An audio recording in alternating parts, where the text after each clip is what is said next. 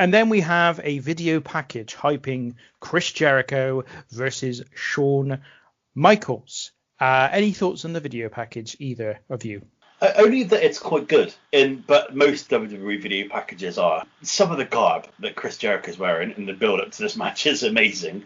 But it's effectively, to start us off with, the storyline of the match is that Chris Jericho got into wrestling because he wanted to be like Shawn Michaels, which I find weird because there's not that much difference in them in terms of when they were. You think about it, Chris Jericho was 90, kind of 95 when he became a professional wrestler, and Shawn Michaels became Shawn Michaels in like 91, late 91. So I don't know how you can really grow up wanting to be Shawn Michaels. You can kind of maybe see the Rockers kind of maybe influenced, but I can't imagine that anybody would have watched the Rockers with that much intensity and been like, I want to be like that guy. That'd be like me watching it now and being like, I want to be like, I don't know, give me a tag team, anyone, please. I'm just dying here. No, you have to come up with one. Well, and also to your point, like, if you were watching the Rockers, you'd want to be Marty Jannetty, wouldn't you? I want that job security. But no, it's quite a good promo, and then it basically says that he decided to stop being Shawn Michaels, channel his energy into being Chris Jericho, and then for some reason they had a disagreement, and then had a little scrap at the Rumble and about that kind of violence towards women, and then it becoming a more regular thing in the WWE. And I think there was less of it at this point, but it was still happening, wasn't it? Well, and also like it's because I don't know on that. Like he locks her in the walls of Jericho, I think. So Shawn Michaels is effectively provoked because Chris Jericho is a woman beater. That was what I took from it. Just from this video package, I'd imagine there's more to it if you were watching the show. Like it's admirable that Shawn Michaels is sticking up for old Stacey Keebler and all the women, but it's cheap, very cheap. Well, also it does make you wonder where all the other supposedly nice men were. Were they not equally offended by this? Apparently not. Yeah, I didn't think the video package was that great. In fact, I didn't think any of the video packages were that great during the show. I think it was all the video packages, and as I said earlier on, the intro, the music in the intro to the show, I just felt the production quality was a little bit off. Most of them lacked any real intensity. That they just didn't really have the level of intensity they usually have. They didn't tell the stories that well. Like I didn't really like this wasn't too bad. Did the Chris Jericho kind of voiceover to it all, but it just wasn't at their usual standard. I didn't think any of the sort of video package type things that they put in place. That was just my view on them. So the match is Shawn Michaels versus Chris Jericho, and Michaels wins after Jericho attempts a belly to back suplex, but Michaels rolls all the way over the top and then rolls Jericho up for the pin. First off, I want to cover the entrance because what I always find really weird is I don't know why they do this, but they have someone with a normal entrance go first and then someone with a really long entrance go second, because Shawn Michaels has got his little kind of cannons with confetti in that he's firing out, like two of which don't work. And what is amazing is Shawn Michaels' indifference that he puts them. So he fires one off, it works, fires another one off, goes to fire the third one, and he's like, don't worry, he's like, there, chucks it down to the ground, fires another one, it works, goes back to the next one, and it don't work again, and he's just like pretending to cry as he puts down on the floor. Then he grabs the last one, and he's there going, please work, please, and it fires it off and it works. That's quite entertaining. But all the time, Chris Jericho's just stood on the turnbuckle, just watching for ages. Well, the alternative, of course, is what they had during the Undertaker Big Show A-Train match, which is that the Undertaker has this incredibly elaborate roll-in by Limp Bizkit entrance,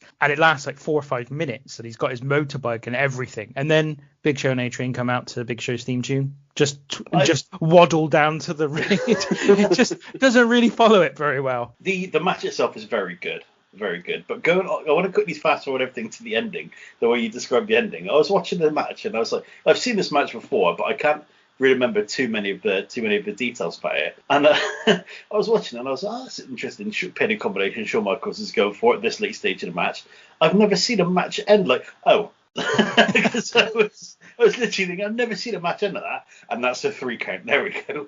Yeah, the match is great. Yeah, you've got like there's all this stuff about like Chris Jericho like imitating Shawn Michaels' moves, going for the sweet chin music, constantly trying to get him in the walls of Jericho. It's just a very, very good match. It's not the best match on the card, but it's extremely good, I think. Interesting. I thought this was the match that you guys were going to argue for being a classic, and you didn't. So that was interesting. Oh man, maybe you will. It's very good. I do not think it's a classic, because what struck me when I was watching it, it's very good. I'm not doing the match down at all. But I think I touched on this last week with Michaels. He's having a match with himself. And this is no disrespect to Jericho, because he does his heel stuff incredibly during this match. But Shawn Michaels could be in there on his own, and he'd probably have had a decent old match of it, I think. The bit with Michaels coming down with the confetti guns and taking ages, I love the fact that Jericho is just staring him down the whole time from the turnbuckle. I actually really, really enjoyed that. But that was kind of also where I realised that actually Michaels is just happy to be there. And he knows he's going to go in and he knows he's going to have a great match. And obviously, like, up until a few years before, maybe didn't think that he'd have a proper WrestleMania match again. So he just looks happy. And I feel like it really detracted from the storyline. Like, it really took away from what the match was actually for. And like Jericho does his little bit where he does the nip up into the pose, and then Michaels obviously does the same and then beats him up. It's very good, but it's not the classic I thought it was. And there's a bit at the end where I think the commentary needs a note, because JR enjoys this match, but he doesn't enjoy the fact that Jerry Lawler keeps mentioning WrestleMania the movie.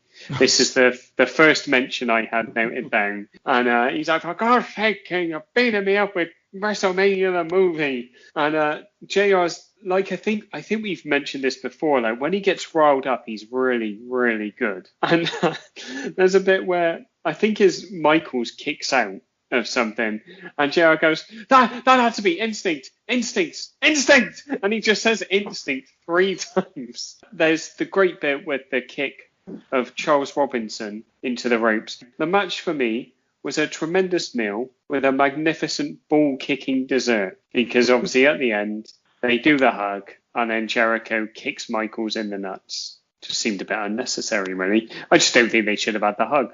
Yeah, maybe. I mean, that's maybe the thing. Yeah, they have the bit at the end. Kind of undercuts the whole Shawn Michaels doesn't like Chris Jericho because he beats up women thing as well. Like, oh yeah, I'm willing to now hug Chris Jericho because he gave me a good fight. You won my respect. Yeah, I mean, just didn't quite work for me. Yeah, so as you say, at the end, Shawn Michaels and Jericho embrace, but then Jericho low blows him and walks away in a huff.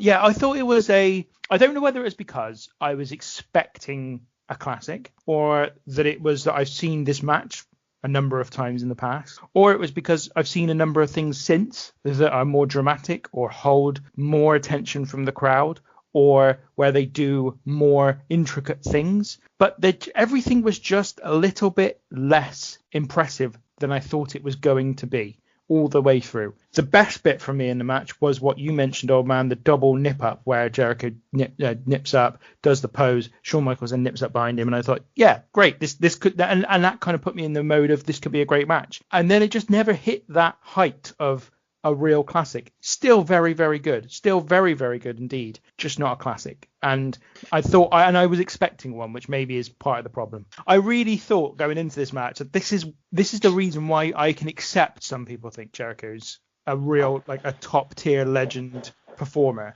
because of these kinds of matches. Coming out of it, I was like, maybe not. Maybe I'm still even in this sense of the thing. I just think he's just not quite as good as some people, including himself, think he is. I also wanted to quickly touch on something here about Shawn Michaels. This is obviously the first WrestleMania in the second, or maybe third leg of his career, however you want to define it. It's, and this is where the start of the legacy of Shawn Michaels really kicks off, I think. Obviously, he had a good run in his first part of his career, but I think if you take that in isolation, I don't think people would think of Shawn Michaels in the same way that they do now. His performances post his injury and his return are what makes his career what it is, and I think the first half of it, despite the fact there are some great moments like the ladder match at WrestleMania 10, I'd say the Austin match at WrestleMania 14 I think is really good, and maybe the Hell in a Cell with The Undertaker. I still think they're very good matches, but just like those kind of 3 moments, and obviously the turn against Marty Jannetty, which is, as we've discussed before, legendary. It's still not amazing enough to put him in that higher category, and it's this second run, and probably starting at this point, where he really kind of becomes that iconic, legendary figure in wrestling. I think it's interesting because I think sometimes because of how good this second period is, people tend to play down sometimes. I think you've done a little bit there, Tom, how good he was before, because you then are searching for matches that are in the same category, if you like, as the match with Jericho and the match with Angle and arguably the match with Triple H at SummerSlam, although I know, Tom, you're not as big a fan of that as some people, is matches with The Undertaker at WrestleMania 25 and 26, some just loads of the stuff he did, match with Shelton Benjamin he had on Raw, for example. So people look at all those and they're searching then for those matches before, like the matches that live up to that. But honestly, I do think they'd still be in the conversation if he'd just done that first half of his career. I just think the second half, he's not just in the conversation now, he's in the top 2-3 people that you would even consider. And in many respects, the second half of his career eliminates other people from the conversation just because it was so good. That first half of his career, I still think is fantastic, marvelous, standout in terms of the other performers as well. If you put it in the context of the time, his matches throughout that period from even if you go back to the Rockers, like 1988 right through to 1998, 10 years, he's the best performer in the company with the exception of maybe one or two other people all the way through that period. So it's even then, I still think that first half gets almost overlooked just because of how good the second half was. And so I do agree with you, second half's fantastic, but I don't think that even if he had never come back, I still think he would still be talked about in those ways.